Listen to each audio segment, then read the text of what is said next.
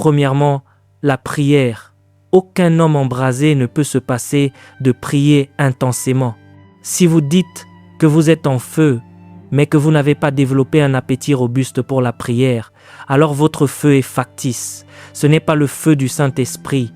Voyez-vous, quand le feu descend sur votre vie, il dévore votre âme et vous transforme si radicalement que plus rien de ce monde ne vous impressionne. Je me souviens de ma rencontre avec le feu de Dieu. J'ai donné ma vie au Christ vers 1999. À l'époque, nous étions de simples chrétiens ordinaires. Nous avions fondé un groupe de musique, nous allions à l'église et nous faisions de la danse ou de la chorégraphie. C'était un christianisme de tous les jours, jusqu'à ce qu'une femme vienne animer une croisade en 2006. C'est là que j'ai vu la puissance de Dieu et qu'un véritable baptême est tombé sur moi. En quittant cette réunion, mon Dieu, pendant les 6 mois suivants, il m'était devenu impossible de fréquenter les gens tant je restais enfermé dans ma chambre. Votre plus grande joie est alors d'être seul avec Dieu. En fait, lorsque j'étais à la maison et que les autres regardaient des films, cela m'irritait.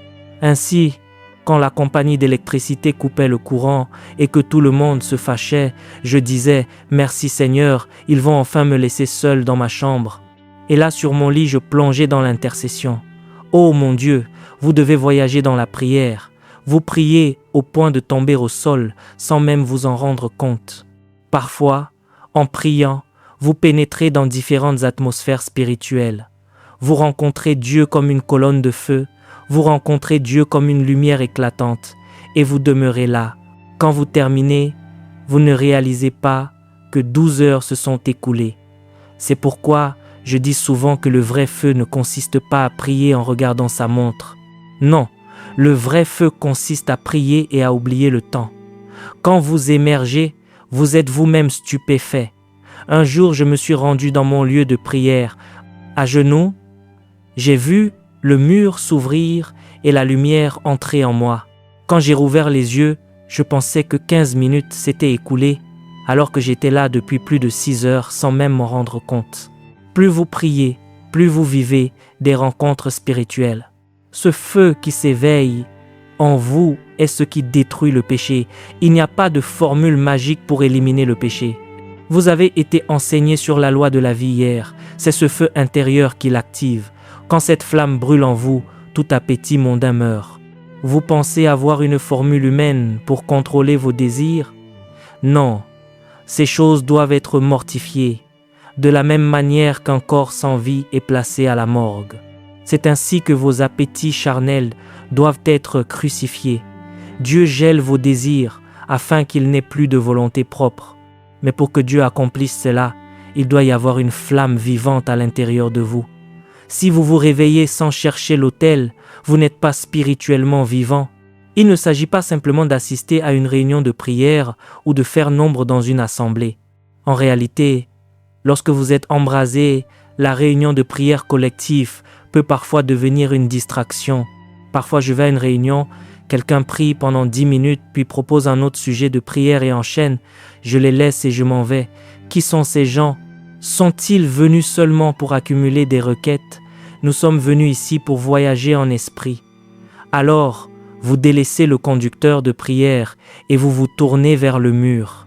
Souvent, ce n'est qu'au moment où il prononce le nom de Jésus pour conclure que vous revenez à vous-même. Ceux qui me connaissent le savent bien. Parfois, à l'église, pendant que le pasteur prêche sur des acquisitions matérielles et des biens éphémères, je quitte les rangs pour m'asseoir tout au fond, la tête baissée. On finit par me tapoter l'épaule pour me signaler la fin du culte et le partage de la grâce. Je quitte ce service mondain pour aller plus loin dans l'esprit. Si vous ne savez pas voyager spirituellement, vous ne pouvez pas me prêcher. Mon esprit s'élève trop haut pour écouter des considérations purement terrestres lorsque je viens à une réunion. Mais tout cela découlait du baptême de la prière. Quand un homme est embrasé, cela se reconnaît immédiatement à sa vie de prière. Vous commencez votre propre prière une fois la réunion officielle terminée. Car parfois, une réunion de 3 heures ne sert qu'à vous stimuler. Vous n'avez pas encore vraiment prié. C'est quand elle s'achève que vous commencez à intercéder. Vous rentrez chez vous en conduisant et en parlant en langue. Avant de poursuivre cette vidéo, j'aimerais vous partager quelque chose d'important. Si vous désirez aller plus loin avec Dieu et découvrir ce qui a réellement fait la différence dans la vie des grands généraux de la foi, je vous invite à vous procurer mon livre « Les généraux de Dieu ». Vous y découvrirez leurs habitudes spirituelles, les secrets de leur consécration, leur parcours, les sacrifices qu'ils ont consentis, comment la puissance de Dieu s'est manifestée dans leur vie, et surtout les principes bibliques que vous pouvez appliquer dès aujourd'hui pour marcher vous aussi dans une relation plus profonde avec Dieu. Le lien se trouve dans la description de cette vidéo. Je suis convaincu que ce livre sera une véritable bénédiction pour votre vie spirituelle. Maintenant, revenons à notre enseignement. Dès que vous franchissez le seuil de votre chambre, vous continuez, car ce qui a été activé en vous est comme une turbine. Elle met du temps à démarrer, mais une fois lancée, elle met aussi beaucoup de temps à s'arrêter. Les gens de cette génération affirment qu'ils sont embrasés, mais ils ne font que s'agiter dans tous les sens. Non, ils ne connaissent pas le feu. Quand vous attrapez ce feu, cela se voit. La seule langue que vous comprenez devient alors celle du Saint-Esprit. Comment pensez-vous que Paul ait pu se présenter devant toute une église et dire « Je rends grâce à Dieu de ce que je parle en langue plus que vous tous ». Savez-vous combien de personnes comptait cette église?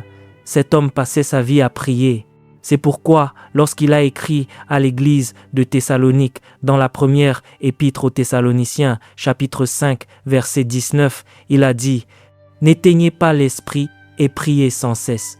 Oubliez cette prière chronométrée. La prière est un fleuve, une communion profonde dans l'intimité du Père. Plus vous priez, plus vous désirez prier. Comment pensez-vous que les 4 êtres vivants se tiennent devant lui jour et nuit pour les siècles des siècles en proclamant « Saint, Saint, Saint est le Seigneur ». C'est un fleuve qui ne tarit jamais, il coule continuellement. C'est là que toutes vos dimensions spirituelles s'éveillent, car lorsque Dieu mortifie la chair, il vous rend aussi pleinement vivant. Le feu se révèle à travers la prière. Deuxièmement, lorsque vous êtes embrasé, le second signe est le gain d'âme radical. Mon Dieu, Paul est arrivé dans une ville et son esprit était agité en voyant les idoles. Il ne pouvait pas rester en place. Il s'est levé en se disant « Comment puis-je me reposer ici alors que des gens vont en enfer ?» Il a cherché des occasions de prêcher jusqu'à ce qu'il voie l'inscription dédiée au Dieu inconnu et c'est là qu'il a commencé son message.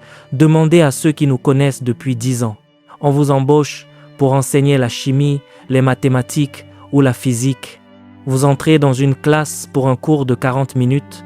Vous enseignez la matière pendant 25 ou 30 minutes. Et les 10 dernières minutes, vous ouvrez les portes du ciel. Tous mes étudiants le savent. Certains ont obtenu leur diplôme universitaire et m'appellent aujourd'hui homme de Dieu. Je me souviens d'être intervenu dans une école purement catholique. Tout ce qu'ils connaissaient, c'était les matières académiques. Quand j'ai commencé dans cette école, mon seul moment de liberté était le mercredi. Je leur ai dit de ne pas s'inquiéter. Lorsque j'enseignais et que la cloche sonnait, tous les élèves se rassemblaient et se penchaient aux fenêtres. Parfois, je commençais par leur enseigner des vérités très simples, comme le Notre Père. C'était les jours du réveil. Le feu a commencé à brûler dans leur dortoir et les jeunes se sont mis à prier intensément. On ne peut pas garder cela pour soi. On ne peut pas prétendre être embrasé sans gagner des âmes. Patrick est ici. Le pasteur Son est ici. Godwin est ici. Demandez-leur. Nous n'appelons pas les gens par leur nom. Nous les appelons des âmes. Quand nous sortons, nous ne voyons que des âmes. Le monde devient dangereux et notre zèle doit l'être tout autant. Vous conduisez, vous voyez des personnes vêtues de manière légère qui se rendent en boîte de nuit. Vous garez votre voiture et vous dites « Ma sœur, puis-je vous parler un instant ?» À un moment donné, tout le quartier nous connaissait. Quand nous arrivions, les gens disaient « Voilà encore ces prédicateurs ». Mais personne ne pouvait nous arrêter. Nous entrions dans les écoles et les marchés pour prêcher. Dans cette génération, certains pensent qu'être un homme de Dieu se résume à se tenir sur une estrade. Ils ne prêchent pas l'évangile de la semaine et attendent le dimanche, tout en se disputant les plateformes. Non, vous n'êtes pas embrasé.